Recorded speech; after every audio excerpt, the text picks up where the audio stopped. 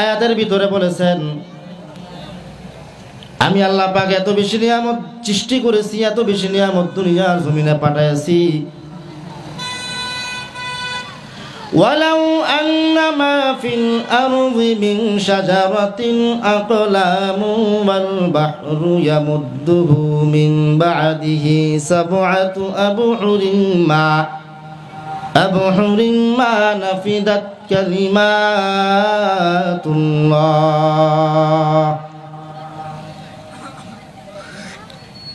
আল্লাহ পাক রব্বুল ইজ্জত ওয়াল জালাল বলেন তামাম বিশ্বের সমস্ত বৃক্ষ তরুলতা, তামাম বিশ্বের যত গাছপালা আছে, যত ডালপালা আছে, সমস্ত বৃক্ষ তরুলতাকে তোমরা কলম বানাও। সমস্ত বৃক্ষ তরুলতাকে তোমরা কলম বানাও। তারপরে সমুদ্রকে 7টা সমুদ্রে পরিণত করো, 7 বার যোগ করো, তাহলে কি পরিমাণ বড় হবে। সেই 7 সমুদ্রের পানিকে তোমরা কালি বানাও। 7 সমুদ্রের পানিকে কালি বানাইয়া অতঃপর আমি আল্লাহ তাআলার নাজ নিয়ামত, আমি আল্লাহ তাআলার জ্ঞান গরিমার কথা লিপিবদ্ধ করা শুরু করে দাও। লিখতে লিখতে কিয়ামত কায়েম হয়ে যাবে। সমস্ত বৃক্ষ তরুলতা গাছপালা একদিন শেষ হয়ে যাবে, সমুদ্রের পানিও একদিন শেষ হয়ে যাবে। আমি আল্লাহ পাকের নাজ নিয়ামত, আমি আল্লাহ তাআলার জ্ঞান গরিমালিকে তোমরা শেষ করতে পারবে না। সুবহানাল্লাহ বলি একবার, আরো জোরে বলি একবার সুবহানাল্লাহ। কি পরিমাণ নিয়ামত আল্লাহ পাক বান্দাদের জন্য বানাইলো, আর বান্দা এদিকে কোনো ভ্রুক্ষেপই করতেছে না, চিন্তাই করছে না।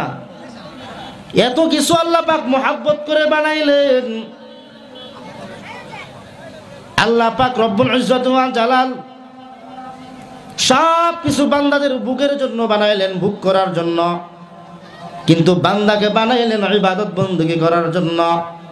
আল্লাহ পাক বলেন ওয়া মা খালাকতুল জিন্না ওয়াল ইনসা ইল্লা লিয়াবুদুন। আমি আল্লাহ পাক রব্বুল ইজ্জত ওয়াল জালাল জিন জাতিকে এবং মানব জাতিকে সৃষ্টি করেছি আমি আল্লাহর ইবাদত বندگی করার জন্য, দাসত্ব গোলামিত্ব করার জন্য। আল্লাহ পাক আমাকে আপনাকে বানাইছে। এই মাহফিলে যারা বসছি এটাও আল্লাহ পাকের একটা ইবাদত। নামাজ পড়া, রোজা রাখা, হজ করা, যাকাত দেওয়া এটাও যেমন ইবাদত, জিকির করা যেমন ইবাদত, এটাও আল্লাহর জিকিরের মধ্যে শামিল, এটাও আল্লাহর ইবাদত। এটা আশিকিন জাকিরিন মুহিব্বিন আল্লাহ পাকের প্রিয় বান্দাদের মজলিস, উলামায়ে কেরামের মজলিস, ফেরেশতাদের মজলিস, আল্লাহ ওয়ালাদের মজলিস। খুব দামি একটা মজলিস, মহতি একটা জলসা। এই মহতি জলসায় সবাই বসতে পারে না, কপাল পোড়া যারা তারা বসতে পারবে না। ভাই, এই যে আপনারা হাসাহাসি করবেন না, আপনারা খুব ভালো মানুষ, কারণ মাহফিলের মধ্যে বসছেন এই জন্য ধন্যবাদ জানাই, কিন্তু হাসাহাসি করলে এটা আপনাদের ক্ষতি হচ্ছে। আমার কোনো সমস্যা নাই, আপনাদের ক্ষতি হচ্ছে। আমি গুরুত্বপূর্ণ নসিহত করতেছি, এগুলো মেহেরবানি করে শ্রবণ করলে দুনিয়া এবং পরকাল উভয় জগতে কল্যাণ হবে। মেহেরবানি করে একটু মনোযোগ সহকারে শ্রবণ করি, কেউ হাসাহাসি করবো না, হাতাহাতি করবো না। আল্লাহ পাক রব্বুল ইজ্জত ওয়াল জালাল খোদা বহুত মেহেরবান। দুনিয়ার জমিনে এত বেশি নিয়ামত দান করলেন যা মানুষ গণনা করেও শেষ করতে পারবে না।